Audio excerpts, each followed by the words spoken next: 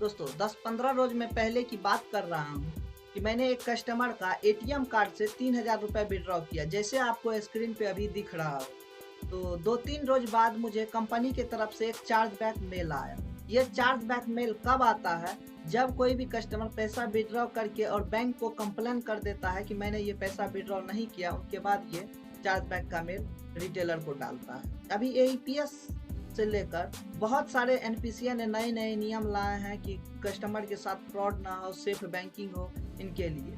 तो क्या हुआ, कंपनी जब मुझे ये मेल किया और हमारे वॉलेट से पैसे को होल्ड कर दिया, उसने पैसे डिडक्शन कर लिया, उस कंडीशन पे मैंने क्या क्या कदम उठाए। हालांकि मुझे मेरे पैसे मिल गए, लेकिन इनके लिए मुझे क्या क्या परेशानी झेलनी पड़ी। और अगर आप भी एक एईपीएस ऑपरेटर हैं तो आपको इस चीज़ को लेकर अवेयर रहना होगा, आपको भी ये सारी जानकारी सीख लेनी चाहिए।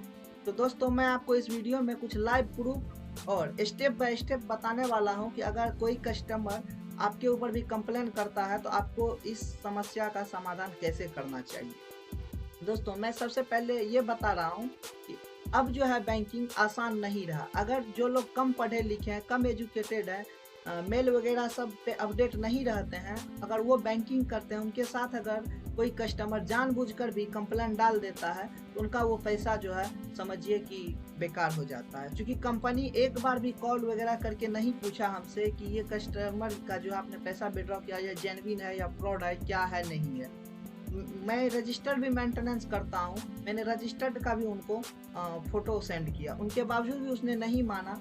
मुझे इस मेल में उसने क्या किया कि 2 इस तरह का फाइल सेंड किया और इस फॉर्म को फिल करके उसने मुझे कहा भेजने के लिए। तो मैं आपको दिखा दे रहा हूँ कि ये कौन कौन से फॉर्म। एक पहला तो ये फॉर्म था बीसी लेटर करके, इसको मैंने प्रॉपर रूप से फिल किया। यहाँ पे कार्ड नंबर वगैरह सब, उनके बाद मोबाइल नंबर, कस्टमर का नाम, सिग्नेचर वगैरह जो भी था फिल करने के लिए, मैंने इनको प्रॉपर रूप से फिल किया। और दूसरा वाला फॉर्म भी मैं आपको दिखा दे रहा हूँ। दूसरा वाला ये है, इसमें भी जो भी प्रॉपर रूप से फिल करने के लिए मांग रहा था, कितना अमाउंट है, पैन नंबर वगैरह सब, मैंने प्रॉपर रूप से इनको भी फिल किया। फिल करने के बाद मैंने इसी मेल पे इनको रिप्लाई किया, जो कि इंस्टेंट पे कंपनी ने मेरे ऊपर चार्ज बैक का मेल किया हुआ था। मैंने इसी आईडी से पैसे विड्रॉ किया। मैंने मेल किया, मेल करने के बाद लगातार वो हमसे कस्टमर का पैन कार्ड, डेयरी मेंटेनेंस का, उनके बाद उस फॉर्म को देने के बाद क्या हुआ कि वो हमें समय पे समय देते गए कि 24 से 48 घंटे में क्लियर हो जाएगा। तो लगातार मैं उनको रिमाइंडर करता रहा।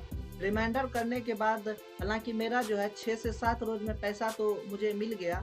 6 से 7 वर्किंग डेज का मिला के 8-9 रोज लग गए थे हमारे पैसे को वहाँ पे जो उसने होल्ड किया था, होल्ड हटाने में।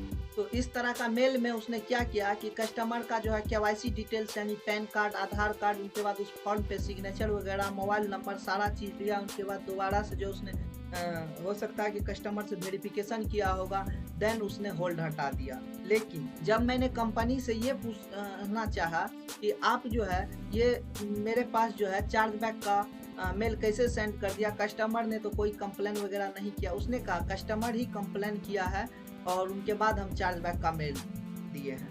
तो कस्टमर से जब मैंने पूछा तो कस्टमर ने बताया कि मैंने कोई कंप्लेन नहीं किया। तो मैंने इस बात पे जब रिसर्च करना स्टार्ट किया कि कस्टमर ने कंप्लेन नहीं किया तो फिर हमारे पास इस चार्ज बैक आने का क्या रीजन हो सकता है। तो तब मुझे पता चला कि अगर आप किसी भी कस्टमर का कार्ड से ट्रांजैक्शन करते हैं तो बहुत सारे बैंक क्या करते हैं कि इस फ्रॉड को रोकने के लिए वो क्या करते हैं, कस्टमर के रजिस्टर्ड मोबाइल नंबर पे कॉल करते हैं। कॉल करने के बाद वो ऐसा जो है एक आईवीआर कॉल होता है, उसमें बताया जाता है कि अगर आपने ये ट्रांजैक्शन किया है तो 1 दबाएं, अगर आप इस ट्रांजैक्शन को डिस्क्लाइन करना चाहते हैं तो 2 दबाएं।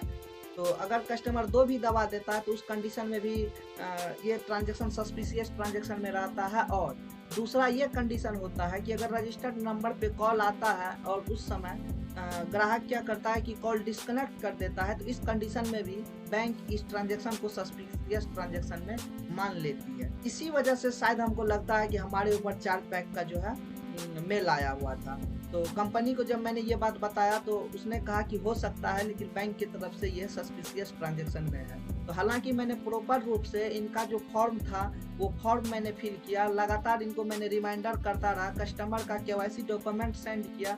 उनके बाद ये मुझे 7 से 10 रोज़ में हमारा पैसा जो है हमारे वॉलेट में दोबारा से क्रेडिट कर दिया गया, वो होल्ड अमाउंट को हटा दिया गया। तो दोस्तों, अगर आपके साथ भी कुछ ऐसा होता है तो आप भी अवेयर रहिए। अगर आप पढ़े लिखे नहीं हैं तो एईपीएस का धंधा चलाना आपके लिए टफ हो सकता है। इसीलिए अगर आप एईपीएस का धंधा करते हैं, उस कंडीशन में आपको मेल वगैरह सब पे अपडेट रहना होगा, इस चीज़ों को समझना होगा, क्या करना चाहिए, क्या नहीं करना चाहिए, एनपीसीआई का क्या-क्या नई-नई गाइडलाइंस है, मैं अपने चैनल पे अपलोड करते रहता हूँ, आप वहाँ से भी देख सकते हैं। दोस्तों, आपको ये हमारी जानकारी कैसा लगा, आप हमें कमेंट सेक्शन में ज़रूर बताएँ।